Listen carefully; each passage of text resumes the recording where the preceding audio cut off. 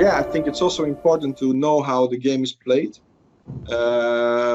because I see it as a game, and it's an important game. Yeah, and it's something that I honored from the beginning in Exellys, is like, go for quality. That's my aim. I always want to go for top quality, because then prices are less important. And also people want to work for a company that honors quality. They want to deliver good work. Yep. They want to do something that makes a difference, you know? And when you're a prize player, you always have to compete with, yeah, well, but it's fine, you know, we don't have the money for this. I don't like it. I just want to, you know, do the things right and do the things well and good and as good as possible. And next time you want to do it better. And it's my belief that a lot of people are like this. It's not something, I think it's more like a human thing. Like, we want to improve, we want to do things good, we want to be recognized for it as well, of course. But we don't want to be working with mediocre computers, or with, I don't know, go for quality in everything. And it costs more, yes, but on the other hand, it gives much more satisfaction to everybody in your company, less frustration. I've seen it with big companies that people, even with, well, I'm just giving the example of HP, you know, like the biggest producer of hardware and laptops in the world. And I had people working there, and they get an old laptop, a crappy laptop, and they had to do a lot of technical jobs, and they brought their own computer to work. I think, like, my God, what are we talking about? An investment of maybe 1,000 euro, for them maybe 300, 400 euro, and this guy would have been happy. He has to work 8 hours a day on this.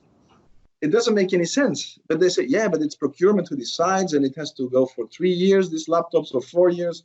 So yeah, but this is this guy's work. Taking care of every day should be number one, I think, in consultancy, and helping them grow to the next level. It's a kind of an agreement that you have to make with your staff, that, okay, you will help us making our clients happy with what you do, and we will help you to grow to the next level. So you will grow also in responsibilities, you will grow also on a financial part, and on the other hand, you will get more responsibilities, and you will take even better care of our clients. So this is the threefold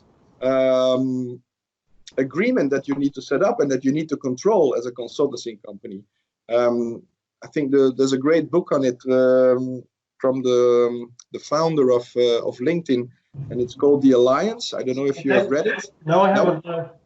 Well, it describes really well how you have to deal with you could deal with and look at working with your team.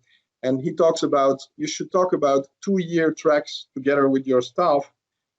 He calls it a tour of duty. And then you say, okay, in these 2 years, I'm gonna, as an employer, I will do this for you, and we agree upon that. It can be training, it can be coaching, it can be whatever, and I will do this for you, and you will do this for me. You will take care of a project with a client or whatever, but you make this negotiation, and you're very clear on it, and you just talk about 2 years. And when this 2 years is over, or around 18 months, you start again negotiating, like, okay, are we still happy with each other or not? And if not, what can we do better? Or maybe we should just leave because we cannot provide what you are looking for anymore. Because at a certain point in time in your career, it can be that the company where you're working for can't deliver or can't bring what you really need. It can be that, yeah, your interests are shifting, or your ambitions are higher or maybe lower than expected. Or maybe you don't want to work as a consultant anymore, because working as a consultant, you need to be more flexible, because 1 month you could be on this project and the next month somewhere else. And at a certain point in time, some people get fed up with this and want just to have more stability in their life. So this is all the things that you need to bring in the conversation with your employees. And this is what I've done with Exellys. So we have always 2 programs ready, 2 training programs, programs of 2 years, in which we say, okay, this is what we will do for you. We'll bring you from a graduate level to a professional level, and this is how we're going to do it. So this is the trainings which are mandatory, because we really believe that it's necessary as a consultant that you can master these skills or knowledge. There's a part, you have a budget that we will negotiate upon, which is really good for your career, and you can spend it on almost whatever kind of training you want, which is of course relevant for your profession. Yeah. We're not going to pay for, I don't know what, cooking class or something like that. But I mean, for the rest, everything which is relevant for your job, they can decide upon themselves. And then the third part is also the peer group community, let's say, where you need to contribute. You need to contribute because we also receive a lot from your peers. And that's also something that we also facilitate within Exellys. And if I look back on the success, or I think it's this, what we have in place, these very transparent and very open programs, which are at one point very clear and precise, but they also allow even a lot of flexibility. The experience with the client was not good, we took them away from the client, we put them somewhere else, because I always said the employees first, your talent comes first, and then the client on a close second. But to me, in a consulting company, your people are your assets. And of course, you can put the bar high.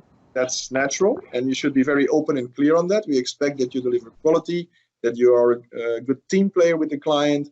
But on the other hand, when there's an issue, I will support you. And when there's a problem with the client and you don't want to work there anymore, then we'll end the contract. Even though that the client will not be happy, we will end the contract. And I did it more than once. Also, we had people on the bench the first year, which cost, as you know, a lot of money. And we didn't fire them. We just say, because we believed in their capacities, and we said, we're not going to fire you. We're going to find you another solution, another project. And also the investor, he also agreed on that, because of course you have to be together. And I had 55%, he had 45% of the company. So we really need to agree upon this. But he also said, like, yeah, your reputation now is very important. When you're going to fire these people now, after there's an issue with a client, your reputation is going to be damaged, because people will feel scared, you know, when something happens to my project, they will fire us. So we didn't do that, although we were losing money for a few months. But the reputation was much more important than the money in the first years. And it still is, basically. It still is. Reputation is everything in consulting, I believe. Your reputation. It's interesting you say that, because you hear that all the time. But when people say it, they're talking about their clients. They're talking about how clients see the consultancy. I very, very rarely hear any partner or owner talk about their employees in that way. Really? And yeah. I mean, everyone says it. Everyone says, our greatest asset is our employees, blah blah blah. But very often, especially in the larger companies, they work them until they have a nervous breakdown. So I was at a large consultancy last week, and their utilization rate was 98% for juniors. Yeah, and I mean, when I was consulting, it was 80%.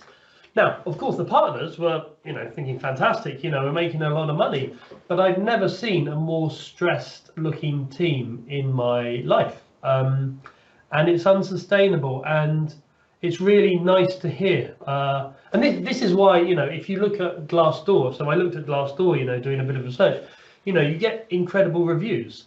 Whereas, some of the companies with wonderful brands and their clients would buy them up don't have great reviews from their employees. Yeah. So that's a major achievement. But I guess the follow-on question is, did you ever feel pressure to say, okay, look, you don't like this client, but we're just going to keep you there because it's a great contract, it's repeat business, they might be a pain in the arse, it might be boring work, but you're bringing me in a whole load of money? No.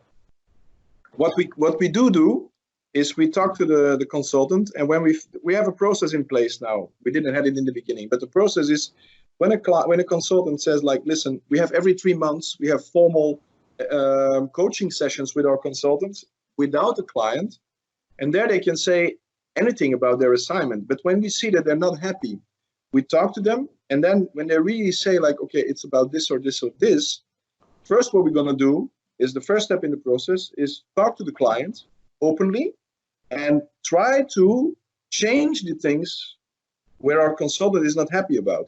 Sometimes it's the work pressure, sometimes it's not enough responsibilities, It can be very different things, or not feeling really connected with the client. But when we analyze the problem and we see that we will not be able to solve it within this client's organization, because sometimes it's impossible, we end the contract. But we also ask some flexibility of the consultant. We say, we're ending the contract, but you have to give us 3 months, because we need to find a replacement for you. Yeah. And we also have to find a new solution for you. So 3 months, is that okay for you? And we're open and we keep our word. Yeah. After 3 months, they're out. Even if the client's not happy, even if we didn't have a replacement, they're out, because otherwise they will resign. Sure. That's the consequence.